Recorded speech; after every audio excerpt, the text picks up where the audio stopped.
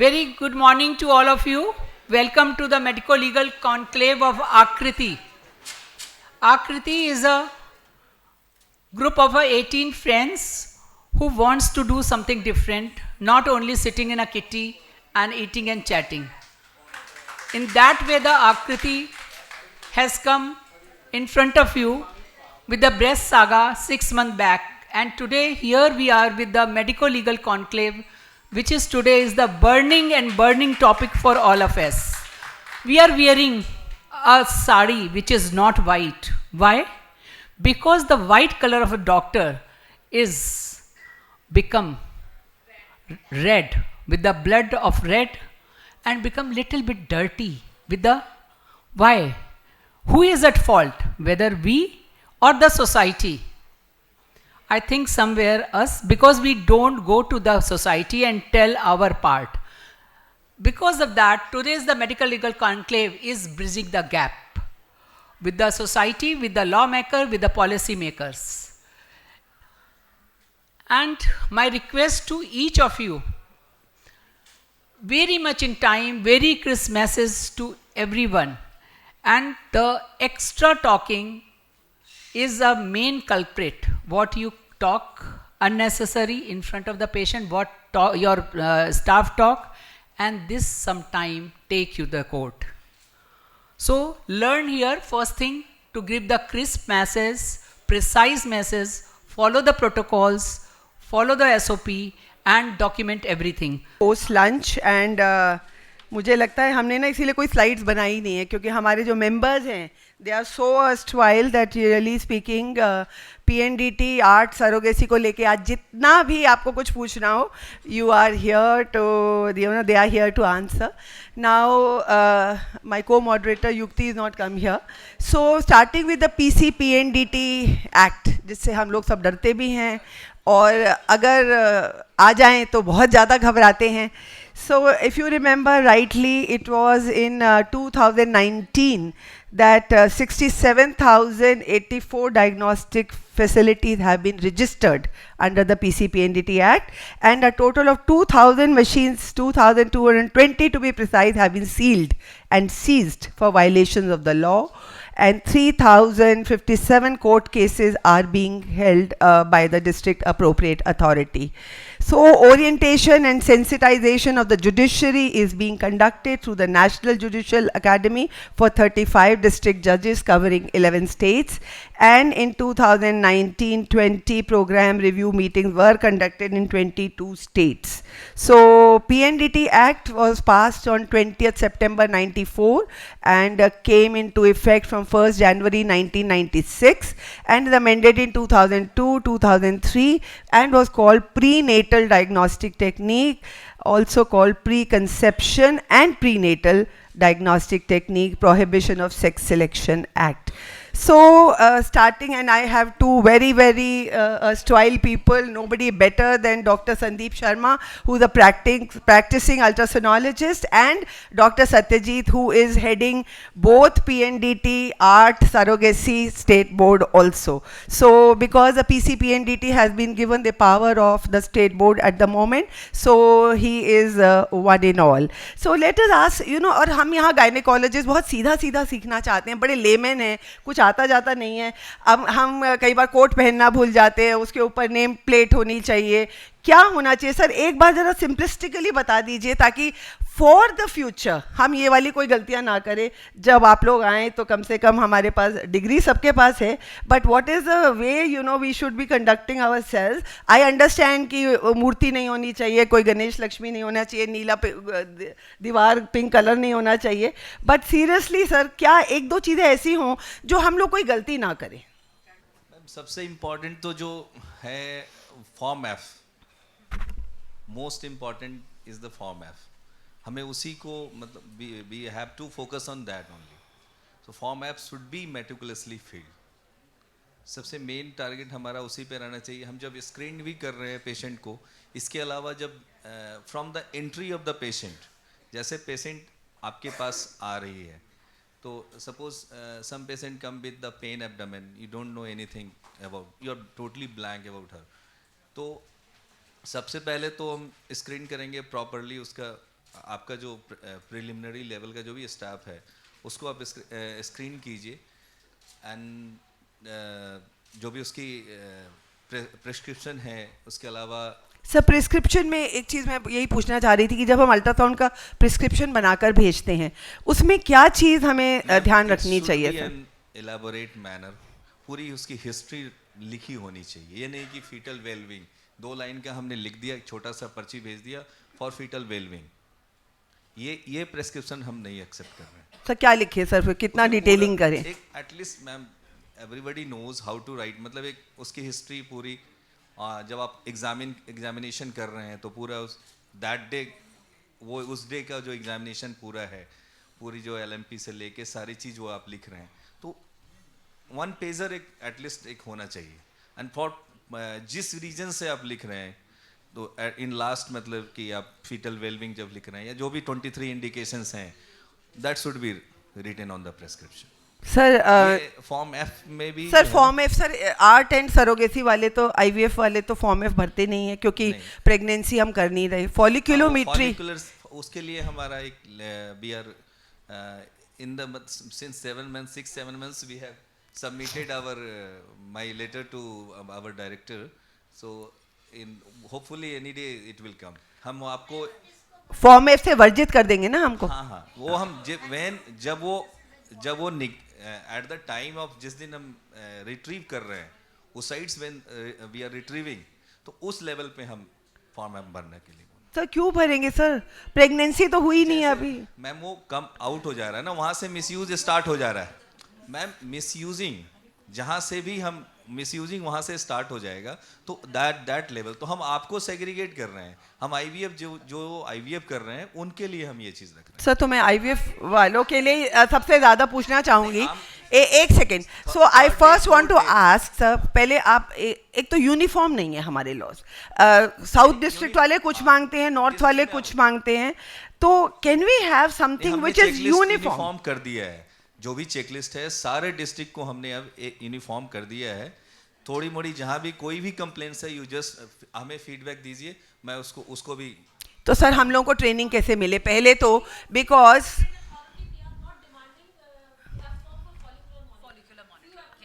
Sir अभी तो हम लोग फॉलिकुलर मॉनिटरिंग के लिए नहीं भरते हैं फॉर्म एफ।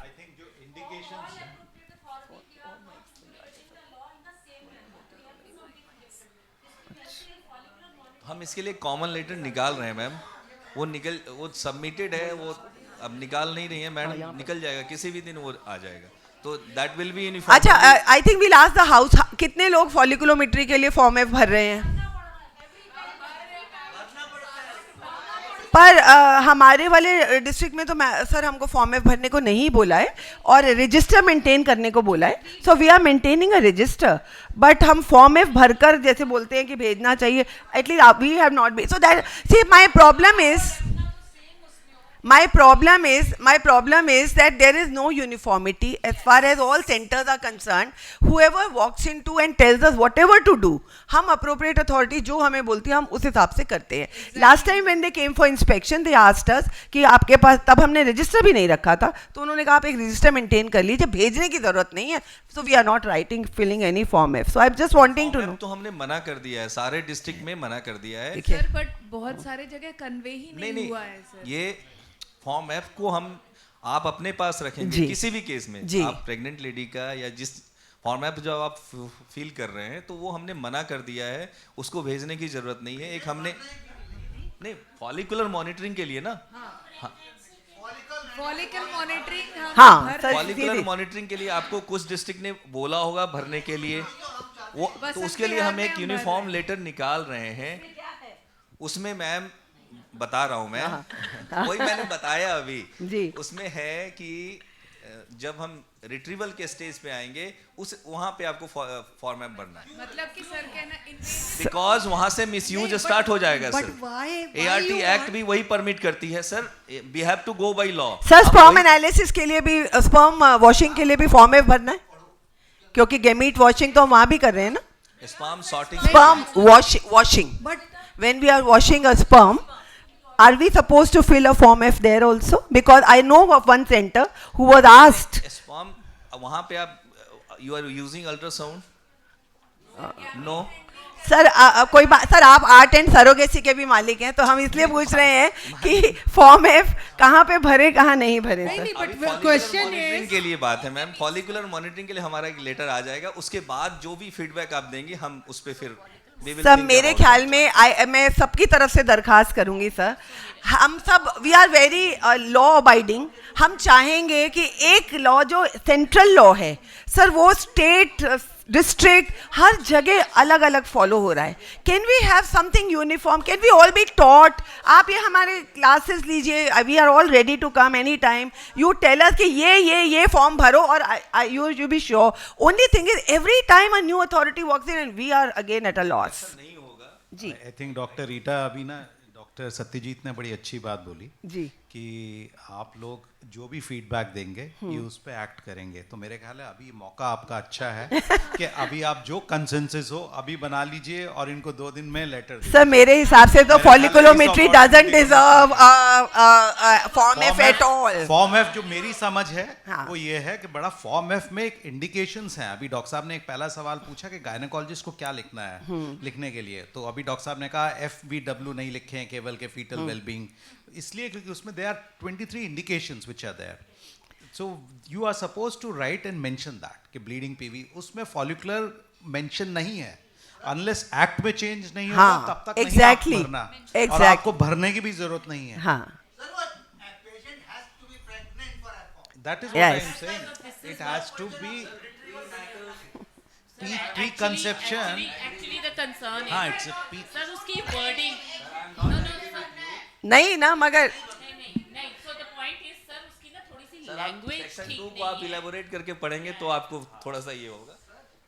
सर मगर आज एक क्लियर मैसेज जरूर दीजिए sir. Some corrections are required. It's written. Doctor Satyajit हम आपके माध्यम से ये बस मैसेज दे रहे हम हैं लोग भरते भी कि नहीं हैं। अभी ना भर रहे हैं और कोई भर रहे हैं कोई नहीं भर रहे हैं। Yes so at least we'll all have a uniformity and sir follicular monitoring की भी जहाँ तक बात होती है, अब जैसे एक डोनर्स होते थे सर, अभी तो चलिए आप लोगों ने रोक लगाई है, पर जब एक डोनर हम 10 लिटा रहे थे फिर उनको कोई ठीक है नहीं है सबके लिए फॉर्म में भरने का सर क्या मतलब होता है? ये फॉलिकुलर मॉनिटरिंग करके देख रहे हैं 4 दिन के बाद हमें वर्थ ही नहीं लग रही। फीडबैक जी आप मुझे एक भी फीडबैक नहीं आती है, आप जी। लोग की साइड से किसी ने फीडबैक भेजा हो तो आप बताएं। Have you send anyone has send us the feedback? तो सर अभी जो हमें आप मुझे फीडबैक दीजिए, हम उस पे एक्ट नहीं करेंगे, देन यू से the hall is all here and कोई फॉर्म में 1-2 जने छोड़ के तो सर मेरे हिसाब से तो वैसे जो डायग्नोस्टिक सेंटर्स हैं वो फॉलिकुलर मॉनिटरिंग करते हैं हाँ। एज अ रेडियोलॉजिस्ट, हम लोग कोई फिल नहीं करते। देखिए we just maintain a register, a master register where we mention why this test patient has reported us and what we have done. I agree. नहीं मगर doctor Sangeeta even retrieving oocyte, you see PGT doesn't makes a but just retrieving oocyte, how you can make out sex there also? So I don't think, see the same thing happened in semen. And Dr. Rita, we will definitely if you read out the form F, it is for the pregnant patient. Exactly. If you give to the form needs the correction. आपके point of view that से need to be form correct. Needs the correction, पर sir के point of view से the act is prenatal also, so that is where his limitation is. Preconception also. Yeah. So basically he said something is certainly required. If the form has some clerical errors, probably that authority can look into, and for that there could be segregated form. So I think on this front we'll all give a joint to him and get it sorted. Sir आपके संग एक अलग से meeting करेंगे किसी दिन closed door when all of us are there. हम उस लेवल पे नहीं है सर, वो गवर्नमेंट ऑफ इंडिया करेगी। अच्छा सर दूसरी चीज था जो पहले 6 कॉलम है उसकी जो कितना बच्चे हैं, सेक्स क्या है, कल को उसके पास 4 लड़कियां वो लिख दे मेरे पास 2 लड़के हैं, इसकी रिस्पॉन्सिबिलिटी डॉक्टर संदीप आप लेते हैं या आपका पेशेंट लेता है? देखिए अभी तो पूरी रिस्पॉन्सिबिलिटी हमारे ऊपर है, But हम लोगों ने as a radiologist, we have approached and we have repeatedly, we have been telling almost from all forums that this should be the liability of the patient. Just because the patient is the one who gives us the information and we are just there, we are just filling it. So it's not our responsibility if even if the patient gives you a wrong phone number, tells you about the wrong address, or the address or husband's name is wrong or whatever it is, but that's not our responsibility and patient is signing on that. So doctor we- Satyajit आप क्या बोलेंगे इसके बारे में? अभी तो ma'am जो है they are given representation before GOI regarding this जी। ये जो जी ये डोमेस्टिक 6 पॉइंट जो है दैट जी is sir. Declared by patient जी but sir. At present this is the responsibility of the sonographer and sonologist. अच्छा तो सर ये आगे से आप लोग भी प्लीज ध्यान रखिए कि पहले 6 कॉलम की रिस्पॉन्सिबिलिटी अगर उसके पास सारी लड़कियां वो 2 लड़के लिख देता है तो it is your you know and he found out to be having all girls the responsibility is yours not the patients.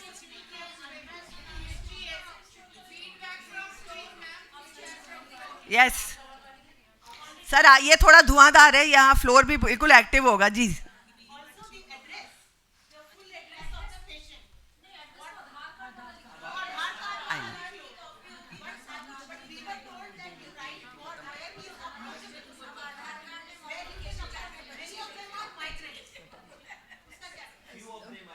Sir, one of my colleague in Rajasthan said that you are held liable for everything written in the form. If the mobile number is not reachable, in Rajasthan they are like very badly thras कि आपको क्यों नहीं पता? I think we are Let me tell you, let me yes tell you. yes. So what happens is ideally एक form में गलती हो सकती है, whenever an authority visits, this is my understanding as a lawyer, maybe the authority can differ. Whenever they are visiting a center, they see the chronology and the events and the kind of data which is present before them. If 1 or 2 form might be having a different number, but the others are all okay, the authority will not be. I think मैं इसीलिए मैंने वो लिखा है grading of punishment clerical errors. But the point is, if they will see, if somebody is indulgent in such kind of acts, they have a tendency to manipulate the entire data.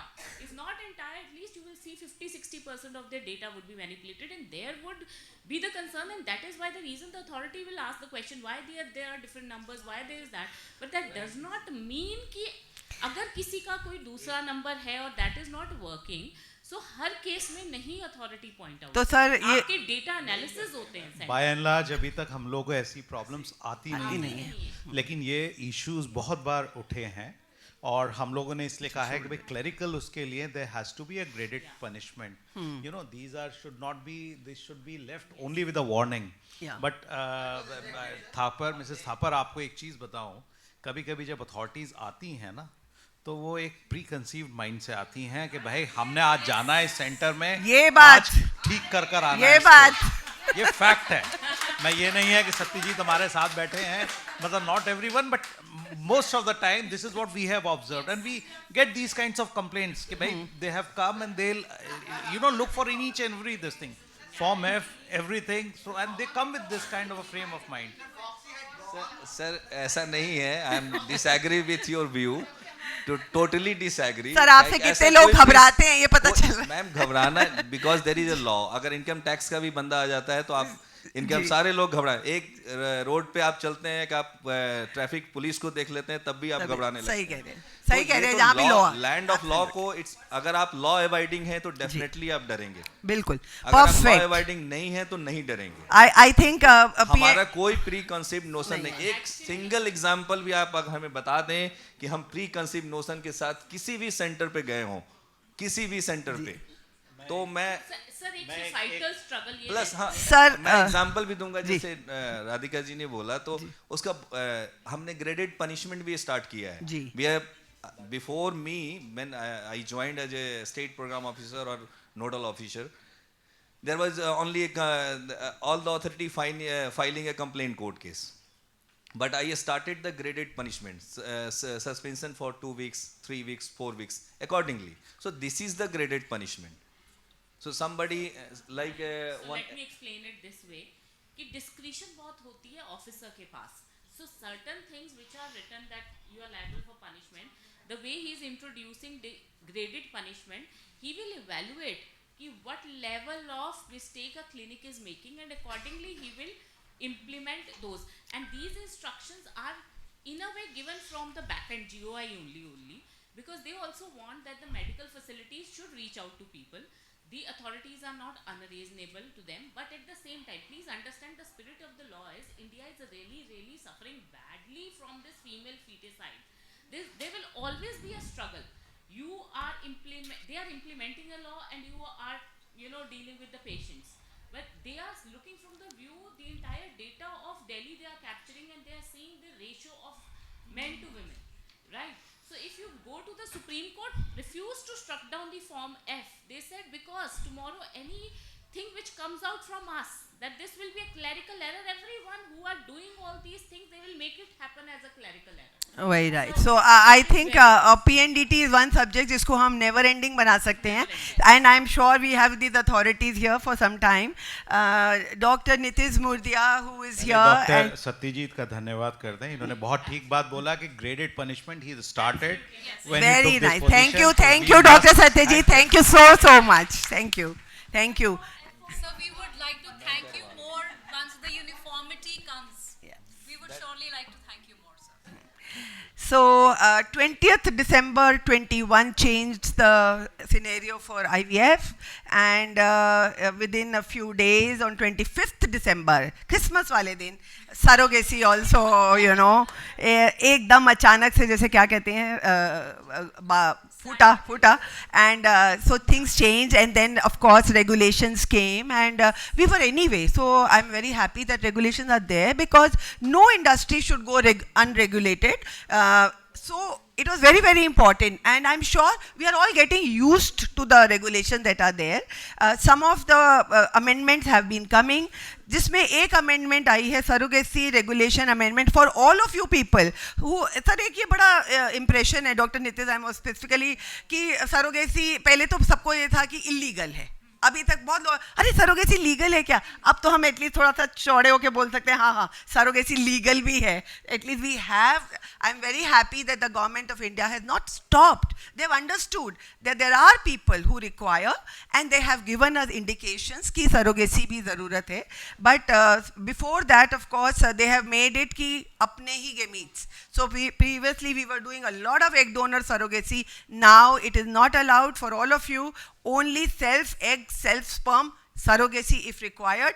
If you don't have a uterus, if you have severe Asherman syndrome, if you have, MRKH syndrome, or if you have had 3 IVF, they haven't said 3, but recurrent failures and recurrent implantation failure or recurrent pregnancy losses, you can apply to the board. And today, now we have the district board, and Dr. Poonam is here. She is part of the district authority. Abhi Dr. Satyajit is part of the state authority, and Dr. Nitish is part of the national board, who will be advising. So he is our liaison between the government and us. So whatever advice any of you want to, any points that you want, and he got some of the very good points. So I think Dr. Nitish, we would like to hear. देखिए सबसे बड़ी जो and all of you are aware, only 7 eggs. अब egg donor भी आप लेते हो, तो हमको ये बोला गया है कि not more. So they mean to say कि mild stimulation करो, but इन्होंने कह दिया कि not more than 7 eggs.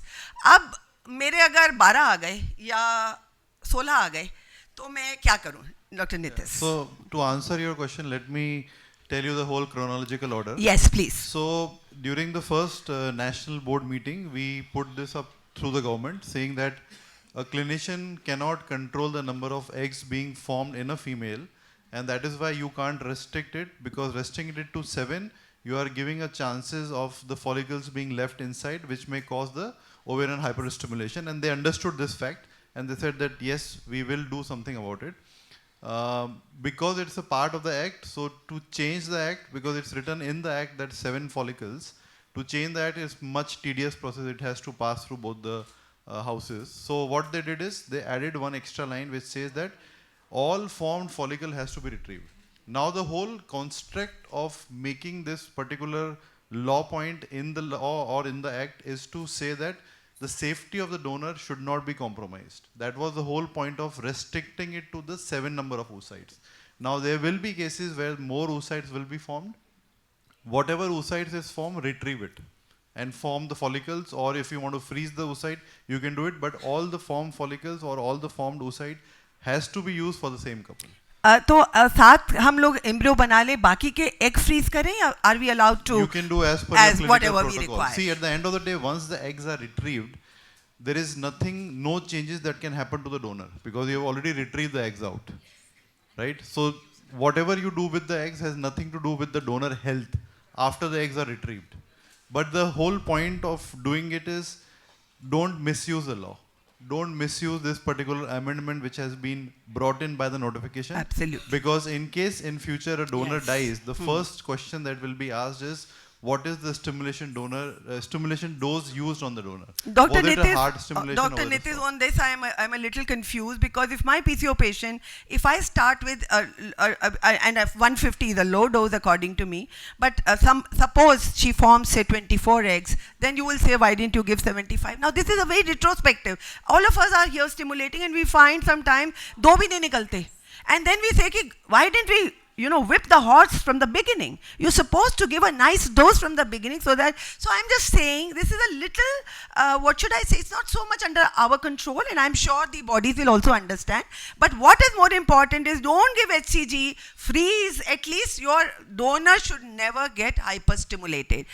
गए वो ज़माने जब हम हाइपर स्टिमुलेशन देखते थे. I have fellows training under me, and for months, there nobody has ever seen a hyper stimulation. That's because we at least understand, and that's the government, मुद्दा यही था कि कम से कम ऐसा नहीं हो कि हम donor की life को we are jeopardizing. Yeah, and that's why the insurance also came into picture, because Yes. they want to make the safety of the donor as the primary objective. So, Dr. Nitish, also ये सारे आधे gynaecologist हैं, not everybody is practice. अब सब confuse हैं, हम investigation करें कि नहीं करें, क्लोमिफिन दें कि नहीं दें, एक आध HMG लगाना है, लगाएं कि नहीं लगाएं. इसके लिए are we at level 1 and 2? Because that is what the clinics are now. Either you are level 1 or you are level 2 or you are nothing. So हम nothing में, can we do all this? Yeah, so I will see, the law does not say anything about it, right? The law simply says any handling of the gamete outside the body requires a ART level 1 and level 2, right? But we have been discussing this with the government. I will just let you know the thought process of the government. The government came up with this law because they wanted to segregate the practice. That for a basic fertility, whenever a patient realizes that he or she is facing an infertility, they can go to a gynecologist, do timed intercourse, follicular monitoring, even take a clomiphene or letrozole. These are the very, very, very mild levels of stimulation, though they have chances of hyperstimulation also, but the probability is very low. So these kind of treatment can be done by gynecologist. They are okay to do that. They don't need an ART level 1 and an ART level 2 certification. But once a patient fails at these clinics, they will probably need a higher level of treatment, which the government want to segregate this kind of practice, that if a gynecologist is doing a gonadotropin stimulation, using a gonadotropin and doing a stimulation, it is a risky process. There are more chances of hyperstimulation being happening. Those kind of things, they want to be done at the level 1 clinic. So HMG लगा सकते हैं कि नहीं? It's the same. Any gonadotropin stimulation So ideally no. should be So done. for all of you, that means no gonadotropin they cannot. That yeah? is- that For is a- you have to be registered as level 1. That then. is the thought process. Again, I am saying it's not a part of the law. So, Because- sir मेरे को लगता है level 1 level 2 बनने में हमें problem नहीं होती. हमें 50,000 रुपए 5 साल के लिए, वो भी कोई प्रॉब्लम नहीं है. प्रॉब्लम हमें होती है कि बहुत कागज, data reporting and, data data reporting preservation every and month. all that. That's what is. But sir, let's hear it from Satyajit sir. Level 1. Sir, so you mean all gynecologists who are doing stimulation, counseling कर रहे हैं, ovulation induction कर रहे हैं, HMG use कर रहे हैं, सब register करें? All? Sure ma'am. तो फिर स्टिमुलेशन का पर्पस क्या है हमारा? सर स्टिमुलेशन होता है टाइम्ड इंटरकोर्स के लिए. आप चाहते हो 1 या 2 एग्स अच्छे आ जाएं, so that हम निकाल नहीं रहे. हाँ, तो आप नहीं निकाल रहे हैं तो फिर नहीं कीजिए. That is again. सर निकाल नहीं रहे. When you are doing IUI, then only you नहीं कर रहे ना. देखिए एक second for the public IUI कर रहे हो तो लेवल 1, ये तो बड़ा क्लियर है सबको कि अगर कोई IUI कर रहा है आज तो प्लीज लेवल 1 का ले लीजिए, उसके बिना IUI नहीं करिए. कोई पैथोलॉजी लैब आपको सीमेन वॉश करके नहीं दे सकता. अगर if you are found, you see you don't understand, problem ऐसे नहीं आती. जब किसी के बच्चे को ऑटिज्म होगा ना, फिर वो आएगा क्या हुआ था जी, IUI कहाँ से हुआ था जी, यहाँ पे सीमेन वॉश हुआ. So all that comes when you know whenever we have a problem. So please understand, no lab, you can't get your semen washed and then you can do. So अपने पास if you have a level 1 registration, you wash yourself because it should be in your वो 50,000 rupees दीजिए और you get yourself registered. So that's what I'm saying. Authority, as a layman, I really don't know, as a lawyer also. So you are questioning the authorities कि हमने stimulation ही करते हैं, हम IUI नहीं करते यहाँ पे, हमारे ऊपर क्यों ये law है? Law only says if you are handling the meat outside. But what makes the authority doubting you कि स्टिमुलेशन तो हो रही है, तो यहाँ IUI में तो कहीं से भी सीमन वॉश करके वो भी नहीं आप दिखा रहे होंगे. तो यहाँ देखिए ऐसा एक सेकेंड राधिका, ऐसी चीजें तो देखो क्या नहीं दिखा रहे वो एक बड़ा अलग है.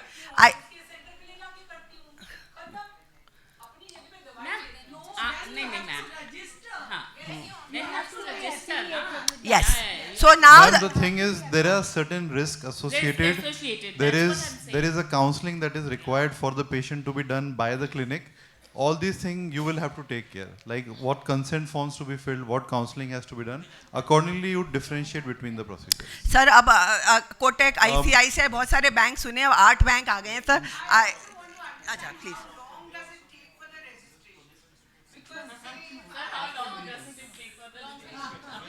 You know, 1 minute. The moment you apply, within 30 days, you have to get an answer. Dr. Satyajit, am I right? वो बोल रहे कितना दिन लगते हैं registration के लिए?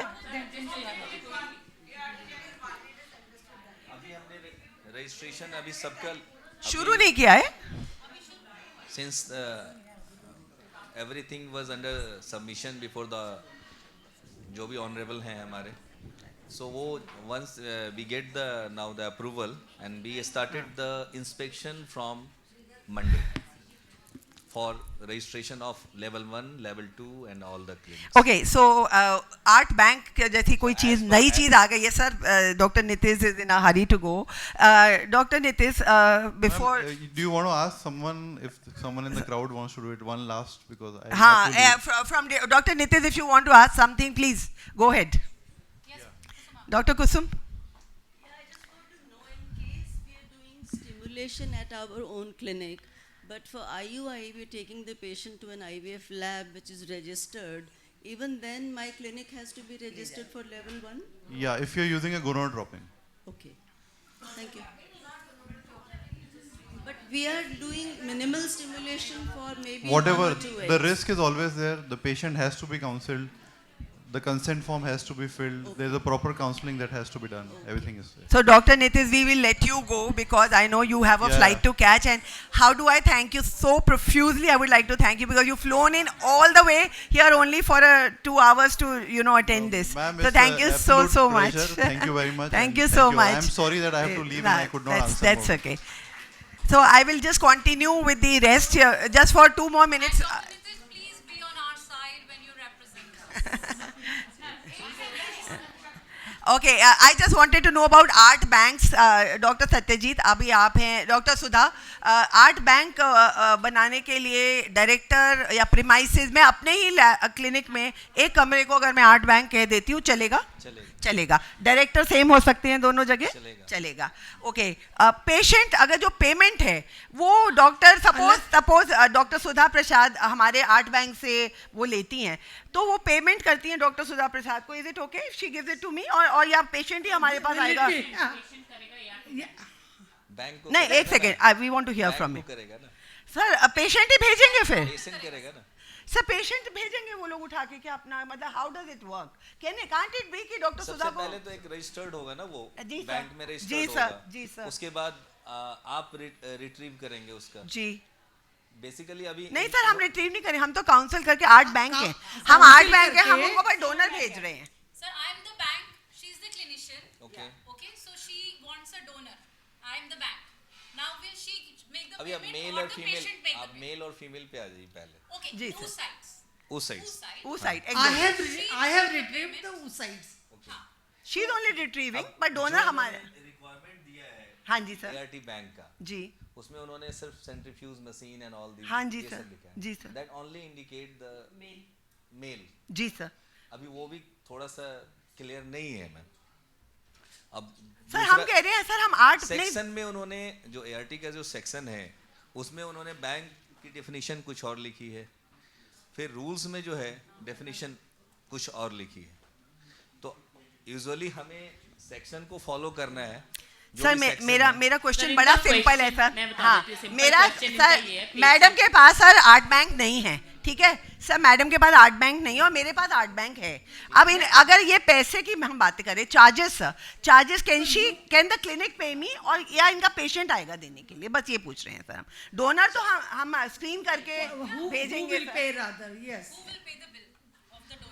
पेशेंट करेगा ना मैम. पेशेंट डायरेक्ट करेगा So Direct. finally, so आप उसमें आप एक्ट तो उसमें साइलेंट एक्ट जी में कुछ भी हाँ बस सर साइलेंट है तो साइलेंट ही रहने देते. no, but so I- I have taken the donor from हाँ, her, हाँ. and now the donor has come to me. आपने नहीं लिया मैम, आपने नहीं लिया, आपका पेशेंट है. आप पेशेंट को बोलोगे you need a donor and आप जाके डोनर लीजिए और then identity donor can be sourced. Identity hide रखनी है, ये भी तो है ना. इस चीज के लिए आप बोल रहे हैं कि उसकी आइडेंटिटी भी हाइड, उस डोनर को और पेशेंट को नहीं समझना है. सर मेरे को लगता है ये थोड़ी सी डिस्पैरिटी है इस वाले में. disparity हाँ है, बिल्कुल. एंड आई Patient थिंक ने donor लिया हाँ from that center which is the recognized one, registered one. Then who will pay? The patient has taken the donor. Naturally patient will pay, or the center will pay, or bank will pay. Who will pay? अभी silent है. Donor. Ma'am doctor सुधा silent है तो silent ही रहने देते हैं, पता चलेगा. ज़्यादा नहीं घुसते इसमें, ज़्यादा नहीं घुसते. पता चलेगा. डॉक्टर सत्यजीत को कुछ आइडियाज दे रहे हैं. फॉरेन डोनर हाँ. पूछ लीजिए मैम, फॉरेन डोनर पूछ अच्छा. लीजिए मैम, फॉरेन डोनर पूछ लीजिए. फॉरेन डोनर अगर सर कोकेशन डोनर अब हम आप अलाउ तो कर रहे हैं Allowed कि है. अफ्रीकन आ जाए Allowed बाहर, है. अलाउड है. कैसे करोगे ना फॉरेन? यस और सबको वो चाहिए. सर कोकेशन डोनर का आधार कार्ड तो नहीं होगा, इंश्योरेंस भी नहीं होगा, तो हम इनको कैसे करें? तो होगा हाँ सर पासपोर्ट वगैरह होगा. पासपोर्ट चलेगा. इंश्योरेंस सर हाँ इंश्योरेंस करना पड़ेगा. पता नहीं फॉरेन को इंश्योरेंस ऐसे दे देते हैं, मिल जाती है. ठीक है सर फिर तो आपने आसान कर दिया. और सर ट्रेनिंग की हाँ अलाउ किया है. एक सर ट्रेनिंग कितनी अलाउड है हमें देनी सर? GOI से पूछना पड़ेगा मुझे. That will be Dr. after Poonam, clarification from Dr. GOI. Poonam, would you like to? Dr. Poonam, she is still. Okay, so I think we'll finish the panel here because we have lot of more to cover, and I'm sure all of you are bubbling with questions. I'm sure we'll ask them to wait outside. And अच्छा एक चीज़ बता आपको एक दो चीज़ें और बता दूं. अब गवर्नमेंट ने कुछ चीज़ें बड़ी अच्छी भी कर दी हैं. पहले आपका भाई आता था कि मैं स्पर्म दे दूं, मेरा भाई है तो हम कहते क्या बात कर दी, and we used to throw them out. Now we say कोई बात नहीं, अब known donor allowed है, known egg donor, known sperm donor are allowed. Okay, so for only they have to be routed through the ART bank, but you are allowed. अब अगर मेरे पास एक दिन फादर इन लॉ आए sir, वो 50 के ही थे, 55 से कम थे, because for all of you female 50 तक और 55 तक मेल अलाउड है. उसका बेटा 23 साल का था, एजूस वर्मिक था, उसने कहा मैं दे सकता हूँ. सर मैं क्या बोलूँ? Father-in-law wants to donate because अब वो क्वेश्चन नहीं रहा कि same generation. So now we have only one thing कि एज 55 साल तक का मेल है. But one question is there. Yeah. The 62 years old is married to a 35 years old. Ma'am वो तो चलिए क्लियर हो गया ना. नहीं देखिए ये तो क्लियर है. 62 55 उन्होंने एक लिमिट लगा दी है. मेल 55 के ऊपर अगर 56 का भी है तो नहीं चलेगा. वुमेन 50 के ऊपर अगर एक दिन भी है तो नहीं चलेगी. चलो ये तो हो गया. इसका बताइए सर, फादर इन लॉ देना चाह रहे हैं, क्या करा जाए? That's okay. That's okay. That's okay. All right, so thank you so much. I think we have so much to discuss today.